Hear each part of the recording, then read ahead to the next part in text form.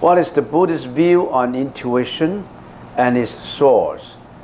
Is it from the conditioned mind, or is it from the heart, a feeling? Some may say from God or external source.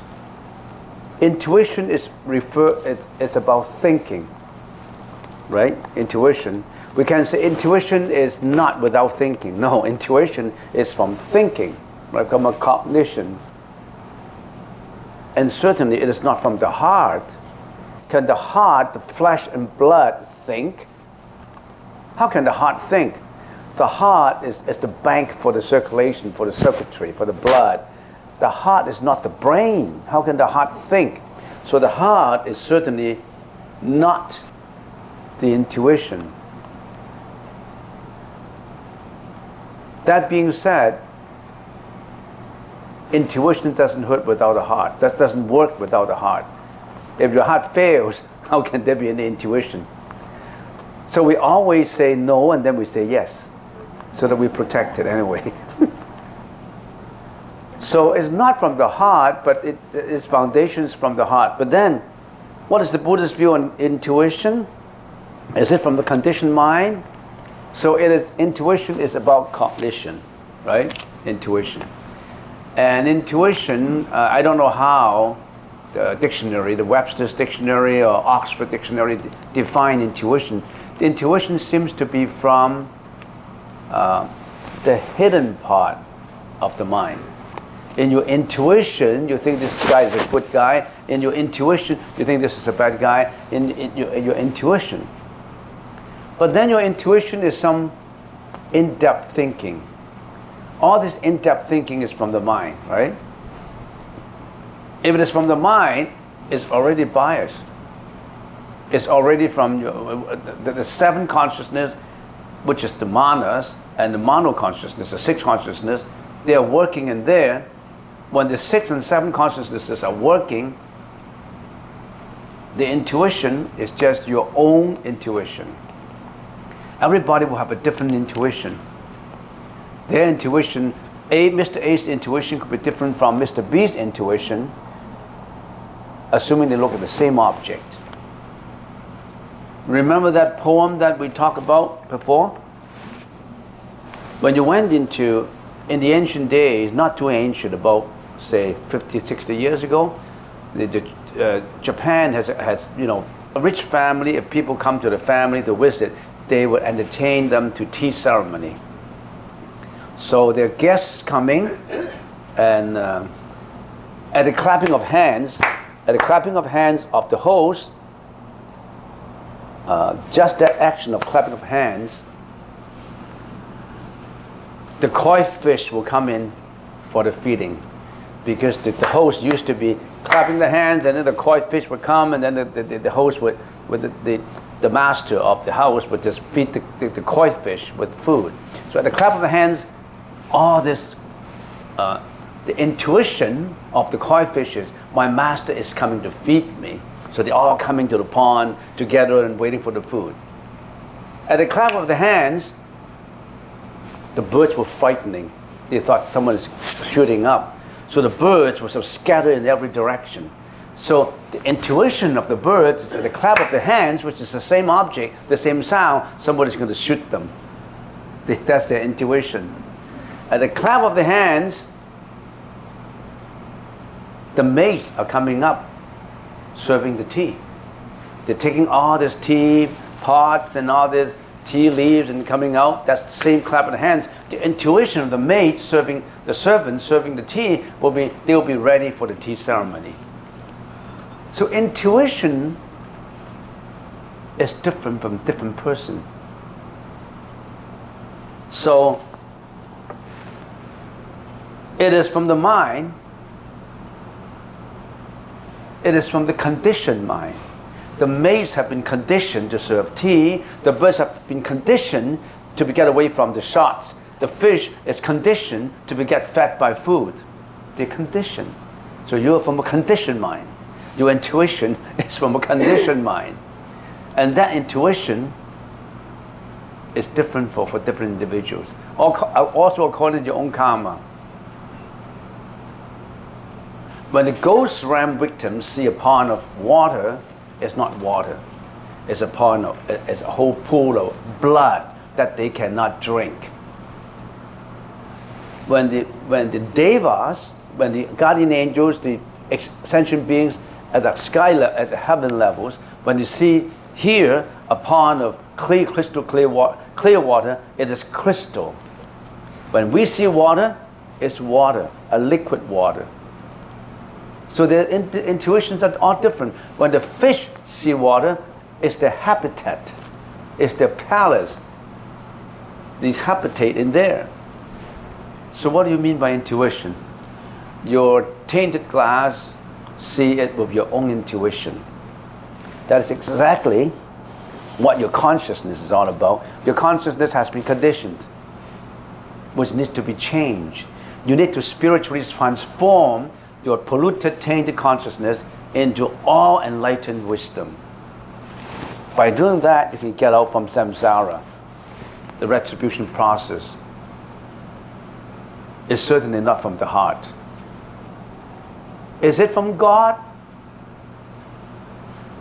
You're trying to find a simple answer to a very complicated question. The whole world is created by God. God, I'm created by God. Anything cannot be explained as God. I mean, that's easy. A kindergarten would say, yes, I'm created by God. Don't try to simplify life. There's no such thing as God is again an intuition. The God concept is again an intuition. To you, it is a God. To him, it's a ghost. So it's intuition. So are you adding intuition onto another intuition? Will you wind up with what? Or is it from the external source? Don't blame the object. Don't blame the object. If someone, what is the object? What is the object of the eyes? What you can see. What is the object of the listening skill? The sound. Somebody blame you.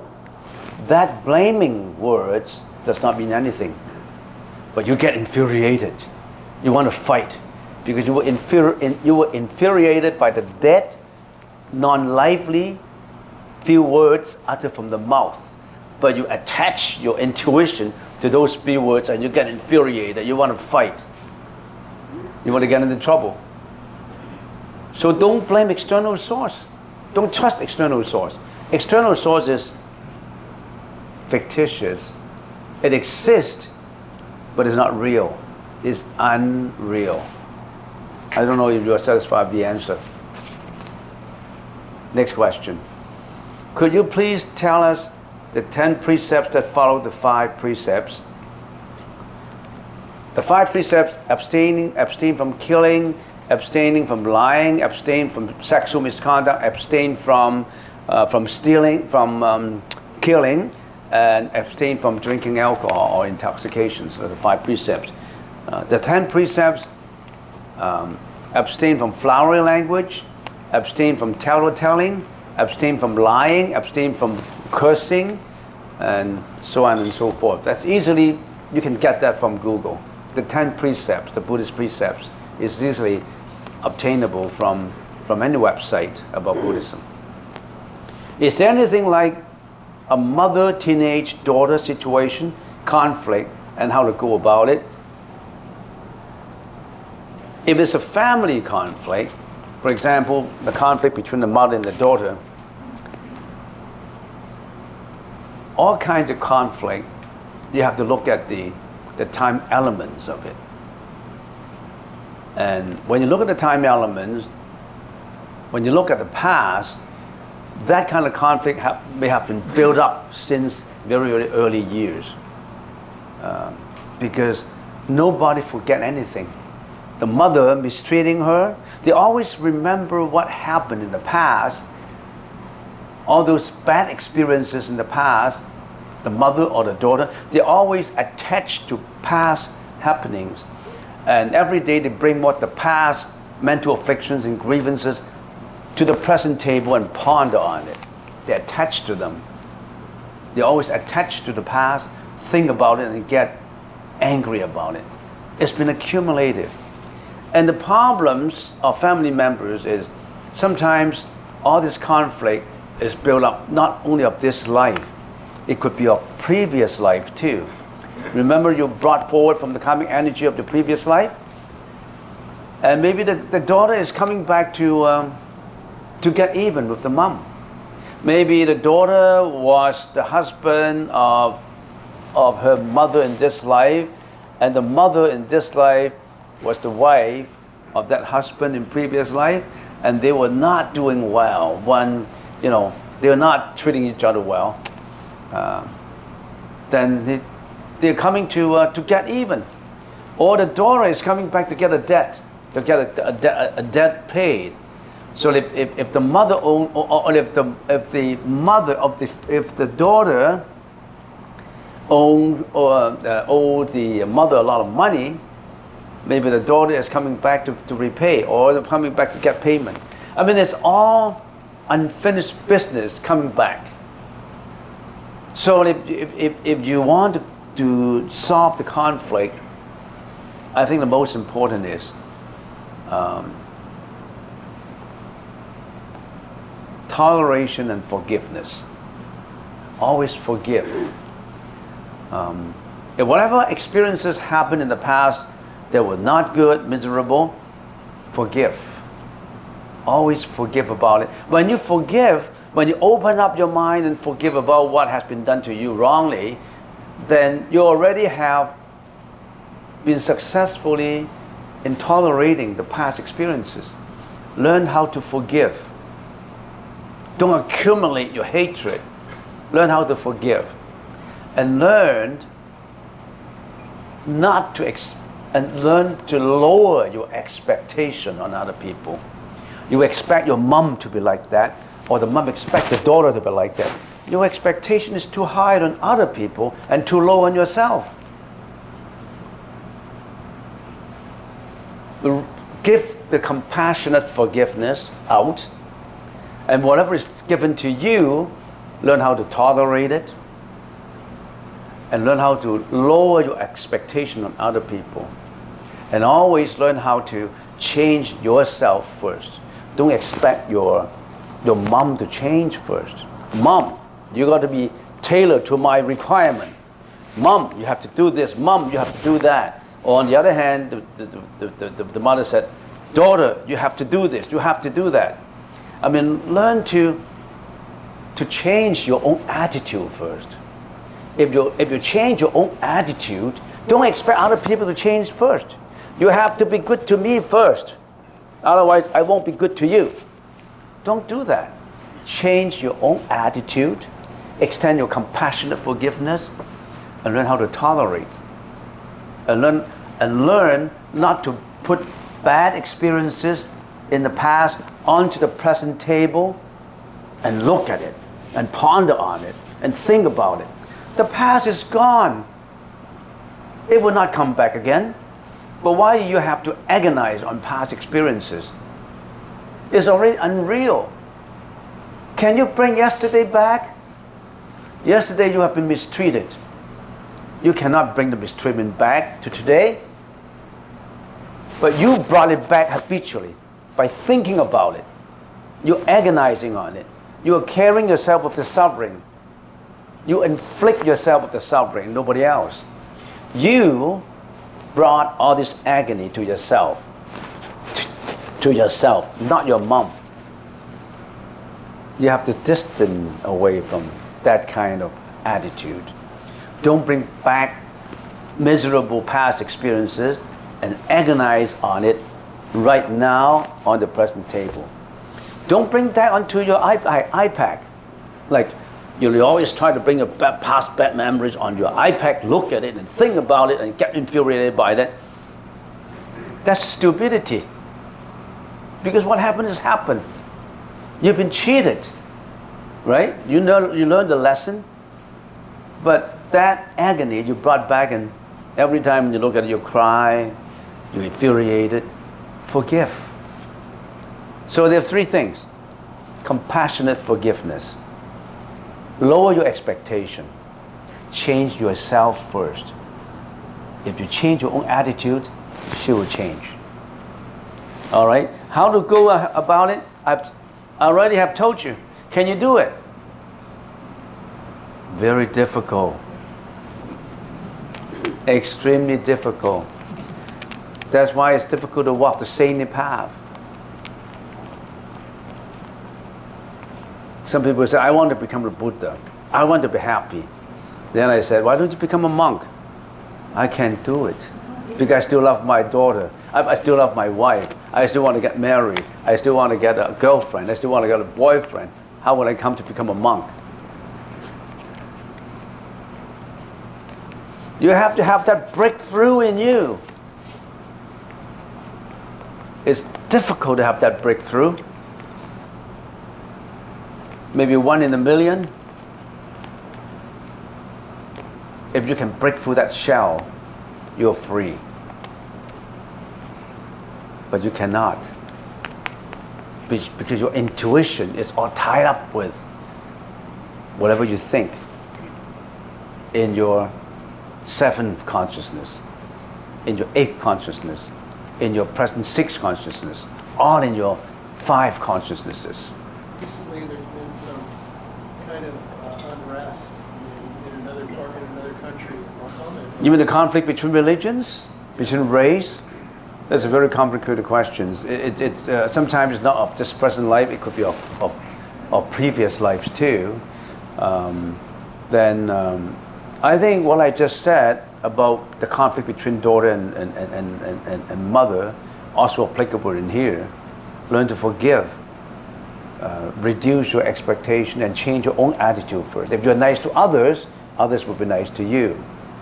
And if you can forgive whatever unfair practices have been imposed onto you, you can tolerate. So it's all the same.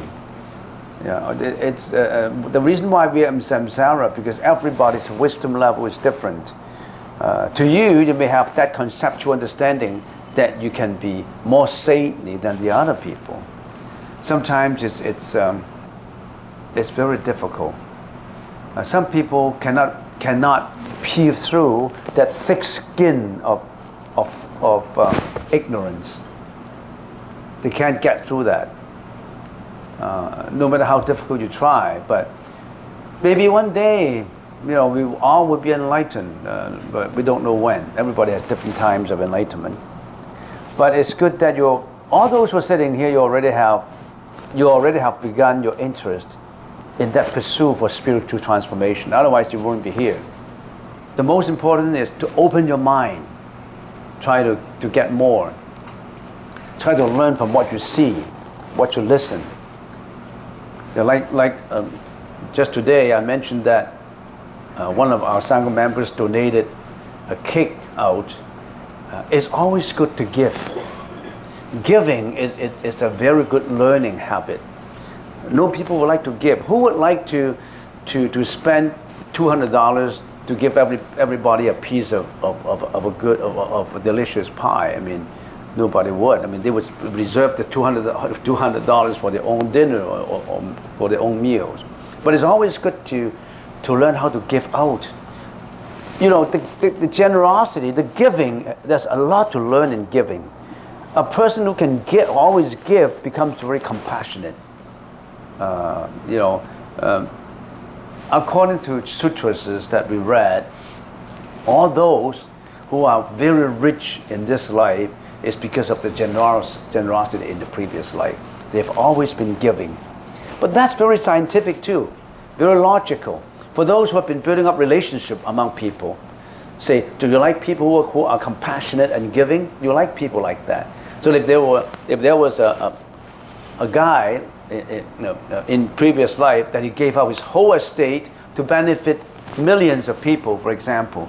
In this life, if you become a businessman, all these will become customers buying his product. Then he'll be richer and richer because he have already built up all this good relationship. But then giving is not because they want to give up a good relationship. Always learn to be generous, compassionate, always giving out.